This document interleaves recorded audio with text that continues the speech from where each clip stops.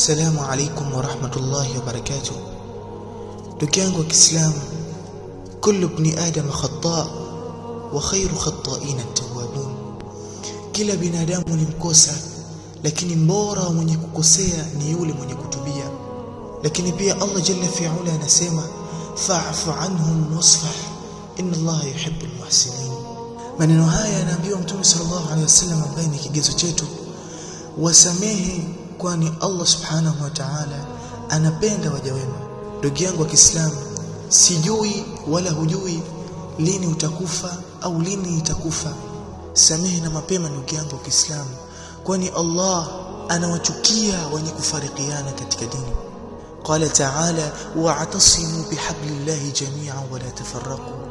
Nashikamaneni katika kamba ya Allah jalla fi'ala wala msifarikiane. Watu wamekiana chuki katika jamii.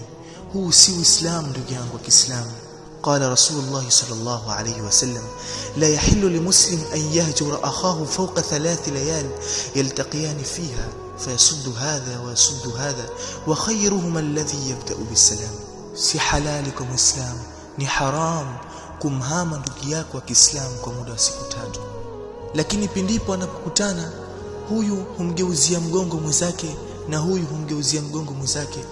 Lakini mbora wa hao wawili ni yule atakayeanza kumtolea mwenzake salamu.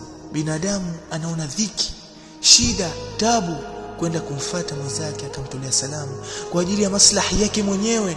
Man alladhi sawfa yadkhulu fil janna wa man alladhi sayadkhulu fin nar? Anti imma fin nar au fil janna. Kuna mawili, ima utaingia peponi au motoni. Tengeneza pepo yako mapema ndugu yangu wa Kiislamu. Samih wasfah. Samehe ndugu yangu wa Kiislamu. Ndugu yangu wa Kiislamu, swala zako zinakuamrisha mema, swala zako zinakukataza maovu.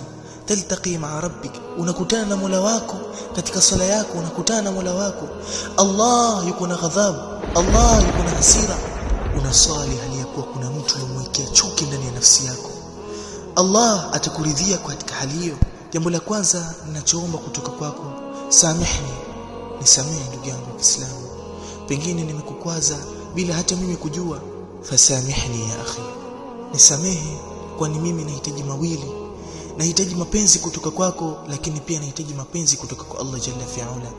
Na ikiwa wewe hutaki mapenzi kutoka kwangu, mimi nahitaji pia mapenzi kutoka kwa Allah jalla fi'ala.